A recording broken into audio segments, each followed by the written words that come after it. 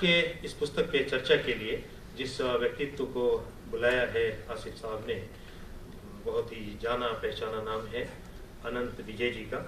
अनंत जी को आप पत्रकार भी कह सकते हैं, लेखक भी कह सकते हैं, और हम जैसे लोग जो मास कम्युनिकेशन के टीचर हैं वो उनको कोर्सेज में पढ़ाते हैं। जो कुछ उन्होंने भारतीय फिल्मों के बारे में लिखा है उस परंपरा से आते हैं जहाँ आचार्य महावीर प्रसाद द्विवेदी या प्रेमचंद या उर्दू में मौलाना अबुल कलाम आज़ाद थे, जो बुनियादी तौर पे एक लेखक थे, एक विचारक थे, विद्वान थे, और वो पत्रकारिता में आए थे। उस पत्रकारिता की श्रेणी से अनंत विजय जी आते हैं।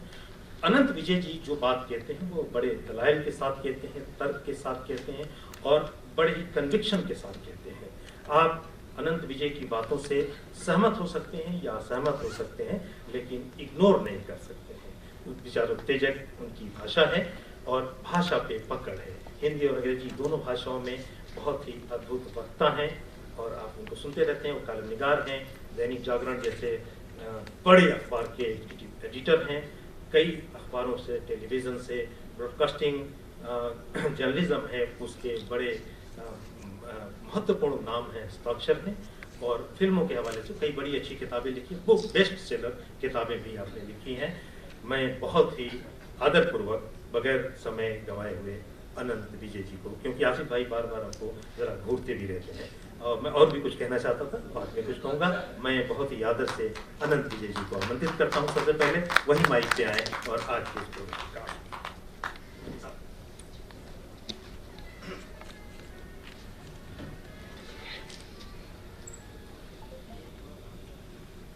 आदरणीय मंच और सभागार में उपस्थित मित्रों, पाठक समागम।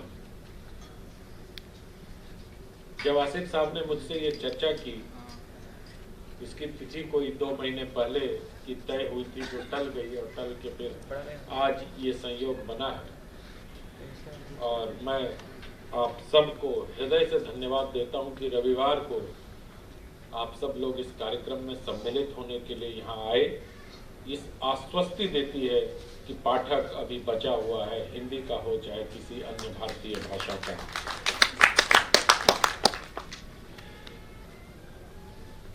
द लॉस्ट, और उसके पहले मैं संचालक महोदय का बहुत आभार प्रकट करता हूं कि जितनी उदारता के साथ इन्होंने मुझे महावीर बाबू से लेके और जाने किस श्रेणी में रख दिया, प्रभु उतना अभी पर हाँ, आपका स्नेह है, उसके लिए मैं धन्यवाद देता हूं।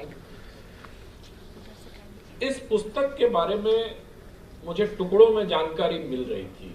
मेरे एक मित्र हैं महात्मा गांधी अंतर्राष्ट्रीय विश्वविद्यालय वर्धा में, प्रोफेसर मनोज राय।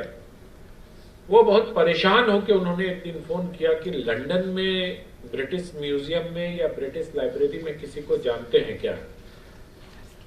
तो मैंने कहा ऐसा तो कभी आवश्यकता ही नहीं हुई कि हम वहां तक पहुंच सके। हम तो दिल्ली के सेंट्रल रेफरेंस लाइब्रेरी से आगे बढ़े ही नहीं।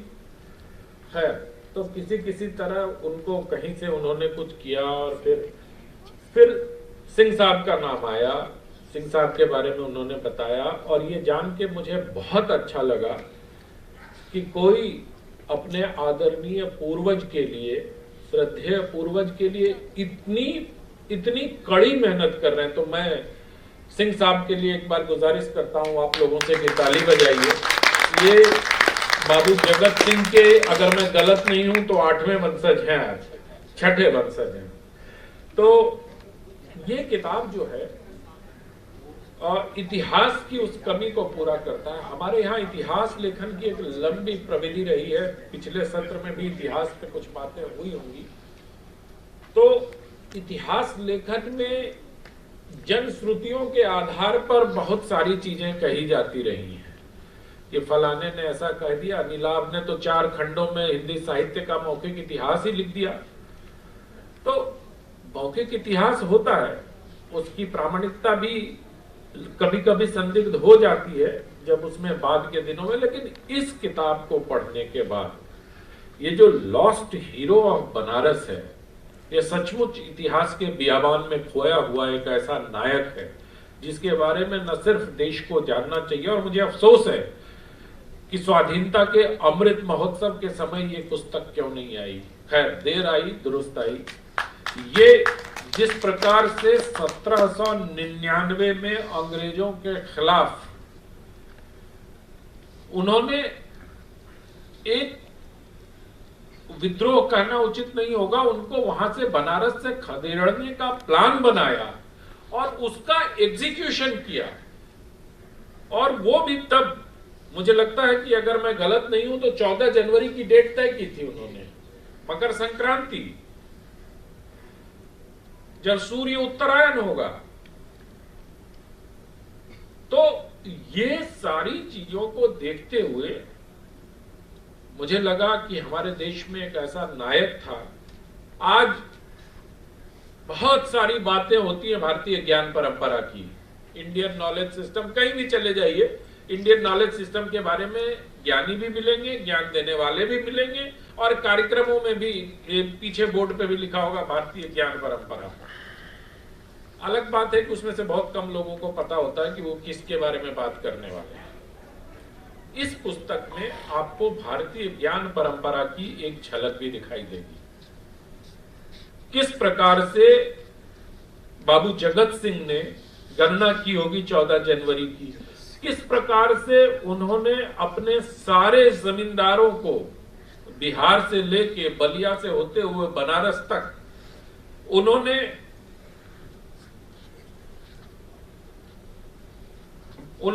वो व्यूह रचना की होगी, इसकी झलक इस पुस्तक में है। और इसमें बहुत सारे दस्तावेज भी हैं। मैं प्रकाशक महोदय से थोड़ा आग्रह करूंगा कि थोड़ा इसका प्लेट अगर साफ होता जो दस्तावेज है तो पढ़ने में मजा आता, वो थोड़ा सा। और बाबू जगत सिंह जो थे वो स्वाधीनता सेनानी के अलावा बहुत अच्छे कवि भी थे, ऐसा मुझे इस किताब को पढ़ने के बाद ज्ञात हुआ। और कवि और पर्सियन के ज्ञाता थे। तो उस दौर में, और वो छोड़ दीजिए, वो मैं उनको राजा ही मानता हूं, वो वारेन हेस्टिंग्स की अगर का षड्यंत्र ना होता तो भी कोई और ही, लेकिन राजा तो राजा ही होता है, उसका मिजाज राजा का होता है, उसका स्वभाव राजा का होता है, उसके क्रियाकलाप राजा के होते, उसका रहन सहन, उसके शौक राजाओं वाले होते हैं। तो बाबू जगत सिंह जो थे वो बहुत अच्छे कवि थे और पर्सियन के बहुत बड़े ज्ञाता थे उस दौर में। और एक और बात, उस समय जो रजवाड़े होते थे या जमींदारी होती थी, तो उसमें यह माना जाता था कि परिवार का एक वारिस जो होगा वो अकाउंटिंग जरूर सीख रहा होगा, उसको अकाउंटिंग आनी चाहिए। तो बाबू जगत सिंह जो अकाउंटिंग की कला है, डेबिट क्रेडिट की, उसमें भी निष्णात थे। उनके स्टेट की रेवेन्यू 2,12,654 रुपए हो गई थी उस समय, जब वो कार्यकाल जब वो संभाल रहे थे। उस समय की बात कर रहा हूं, 1798, 99, 95 की बात हो रही है।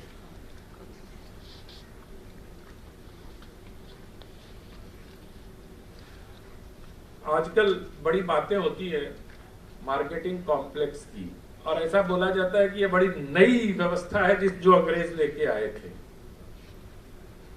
अब ये किताब तो उन सारी चीजों का निषेध करती है। वो बताती है कि बाबू जगत सिंह ने रेसिडेंशियल और मार्केटिंग कॉम्प्लेक्स एक ही जगह बनवाया था। तो आप समझिए कि आर्किटेक्ट या टाउन प्लानर के गुण भी उनमें थे। बड़ी सारी बहुत गुणों के समुच्चय को आप मान सकते हैं कि वो बाबू जगत सिंह थे।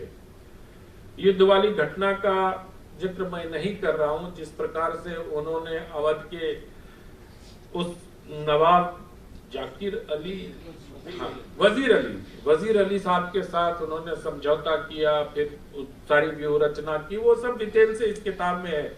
लेकिन कुछ अज्ञात जो तत्व मुझे इस पुस्तक में मिले, मुझे लगा कि उसकी चर्चा करना इस पाठक समागम में उचित होगा, क्योंकि हम ये उनके बारे में जो जानकारियां बहुत सी भ्रांतियों को तोड़ता है। कई बार हमारे सामने जो इतिहास की पुस्तकें और खासतौर पर वामपंथी इतिहासकारों की पुस्तकें जो आई, जिनके बारे में ये कहा जाता है कि वो भगवान से भी बड़े होते हैं। कई बार ऐसा कहा गया है और होते भी हैं। मुझे लगता है कि वामपंथी इतिहासकार भगवान से इसलिए बड़े होते हैं कि भगवान अतीत नहीं बदल सकता, आपका भविष्य बना सकता है, लेकिन वामपंथी इतिहासकार कई बार अतीत भी बदल देते हैं। तो इस लिहाज से अगर देखें आप, तो वो भगवान से बड़े हैं। तो उस प्रविधि से न जाके इस किताब की सबसे बड़ी वो उनमें से ज्यादातर लोग, चाहे वो डीएन झा हो, केएम श्रीमाली हो, रोमिला थापड़ हो, रामचरण शर्मा हो, सेकेंडरी सोर्स पर ज्यादा यकीन किया। अगर उनकी पूरी इतिहास लेखन की कला को देखा जाए तो इतिहास के छात्र होने के नाते मैं जहां हाथ डालता हूं वहां सेकेंडरी सोर्स पर ज्यादा। अब ये इसलिए कहता हूं सेकेंडरी सोर्स की, अगर रोमिला थापर पाली में कर रही है तो उनको पाली नहीं आती, अगर वो संस्कृत कोट कर रही है तो उनको संस्कृत नहीं आती, वो संस्कृत का अंग्रेजी अनुवाद पढ़ के संस्कृत के बारे में अपनी राय बनाती है। तो ये सेकेंडरी सोर्स है और सेकेंडरी सोर्स में बहुधा गलती की गुंजाइश हो जाती है। इस पुस्तक में सबसे अच्छी बात यह है कि सारे प्राथमिक स्रोत का उपयोग किया गया और हर जहां पे निर्णय दिया गया है या जहां पे कंक्लूडिंग रिमार्क पुस्तक में है, उसमें एस्टेरिक्स लगा के नंबर देके अध्याय के तुरंत बाद उसके बारे में बताया भी गया। ये इस पुस्तक की प्रामाणिकता को असंदिग्ध बनाती है। कहीं से आप उठा लीजिए, कुछ भी उठा लीजिए, आप इसमें प्रश्न नहीं उठा सकते। जो प्रश्न उठा रहे हैं उसका उत्तर अध्याय के बाद में। तो मुझे लगता है कि ये सारी चीजें करने के बाद एक और चीज जो मैं कहना चाह रहा था, हाँ, आजकल बड़ी बातें होती हैं सर्वधर्म समभाव की, जिसको लोग धर्मनिरपेक्षता भी कहते हैं। पंथ निरपेक्षता हमारे शायद संविधान में जब उसको 75-76 में डाल दिया गया तब भी उसको कहते हैं। आज भी जगतगंज में एक मस्जिद है, उस मस्जिद पर, इस किताब के हिसाब से, मैं गया नहीं उस मस्जिद में, लेकिन इस किताब में इस बात का उल्लेख है, सिंह साहब और हमारे अन्य लोग उसकी ताकीद करेंगे कि उस मस्जिद में जो पर्सियन में एक पत्थर लगा है जिसमें बाबू जगत सिंह का प्रमुखता से उल्लेख है और उन्होंने अपने इलाके में, जहां के वो रूलर थे, उस इलाके में उन्होंने मंदिर भी बनवाया, मस्जिद भी बनवाया, गिरजाघर भी बनवाए। तो आप इस लिहाज से अगर देखें तो जो एक राजा से अपेक्षा की गई थी, की जाती है सर्वधर्म समभाव की, और बड़ा ये अकबर को उसी आधार पर ग्रेट कहा गया। मुझे लगता है कि वर्ल्ड हिस्ट्री में 2-3 आदमी ही ग्रेट हुए हैं, Akbar is one of them. तो उस आधार पर अगर आप बाबू जगत सिंह पर विचार करेंगे तो ग्रेटनेस का जो पैमाना है वो सारे पैमाने पर बाबू जगत सिंह खड़े उतरते हैं। और मुझे ये कहने में किसी प्रकार का, मतलब ऑल फेथ्स एंड रिलीजन को रिलीजन के अलग, मैं धर्म इसलिए नहीं कहता हूं कि धर्म का अर्थ ही अलग हो जाएगा, इसलिए जब मैं रिलीजन की बात करता हूं तो उसको रिलीजन के अर्थ में लेना चाहिए। तो ऑल फेथ्स एंड रिलीजन के बारे में उनकी जो राय थी वो यही थी कि सब को एग्जिस्टेंस में रह सकते हैं, सब समान रूप से एक समाज का हिस्सा हो सकते हैं। और ये उन्होंने 18वीं शताब्दी के आसपास करके दिखाया, हाँ 99 तक ये करके दिखाया। और 15 मिनट का समय दिया आसिफ साहब ने मुझे। सुधीर जी को नमस्कार। 15 मिनट हो जाए तो बता दीजिए भाई साहब। 39 से बोलना शुरू किया, वैसे शायद होने वाला होगा। मैं आखिरी बात कह के समाप्त करूंगा। मैं कभी इतिहास पढ़ा था जब ग्रेजुएशन के दिनों में, तो नेपोलियन को किसी एक वहां भेज दिया गया था, किसी, अरे आप सब लोग तो बहुत जानते हैं भाई, हम तो इस किताब में पढ़ के जाने, क्योंकि मैं बिहार से पढ़ा हूं, शायद सिलेबस से बाहर का क्वेश्चन था ये मेरे लिए। वो सिलेबस में नहीं था। क्या जगत सिंह जी को? नहीं, मैं कह रहा हूं हमारे सिलेबस में सेंट एलेना नहीं था,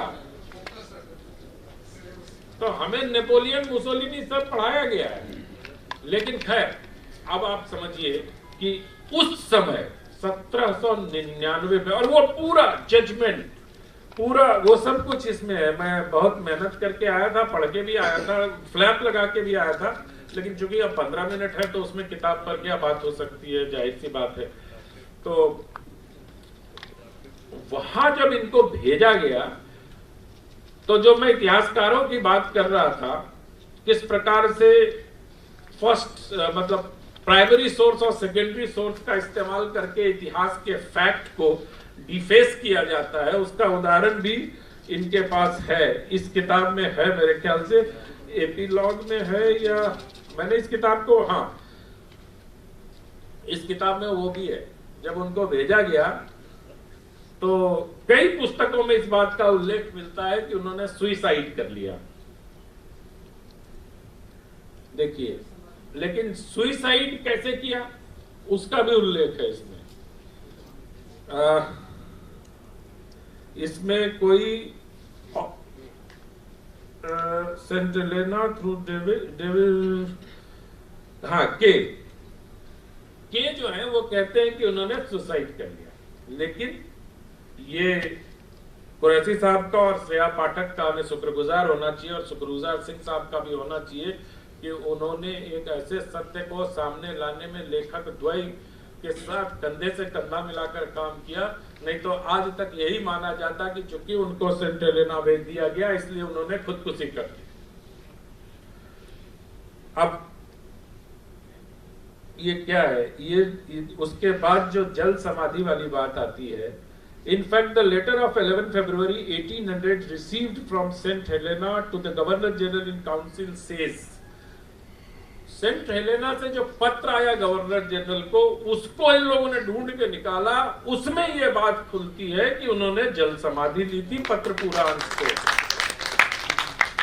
तो इतिहास लेखन में जो छलात्कार हुआ है और जिस तरह की छल की प्रविधि हमारे देश ने देखा है, इस तरह की किताब उन प्रविधियों का निषेध करती है। अलग बात है कि इनके 10 लाख रुपए खर्च हुए इस किताब में, लेकिन उसके लिए तो हमारे यहाँ बहुत सारी संस्थाएं हैं भाई।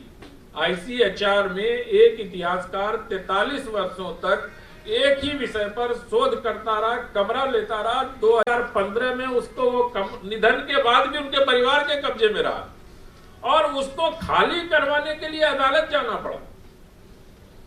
तो जहां इतना संसाधन जिस देश में हो, वहां बाबू जगत सिंह जैसे जो हमारे पूर्वज हैं, जो हमारे इतिहास पुरुष हैं, वो इतिहास के बियाबान में अगर खोए रहते हैं तो ये बहुत बड़ा प्रश्नवाचक चिन्ह हमारे अकादमिक जगत के सामने खड़ा करता है। मैं उम्मीद करता हूं कि जो राह सिंह साहब ने दिखाई है उस पर ये संस्थाएं चलेंगी, और भविष्य में जो सूची बनी थी आजादी के अमृत महोत्सव के समय गुमनाम नायकों की, उन पर काम हो सकेगा। बहुत बहुत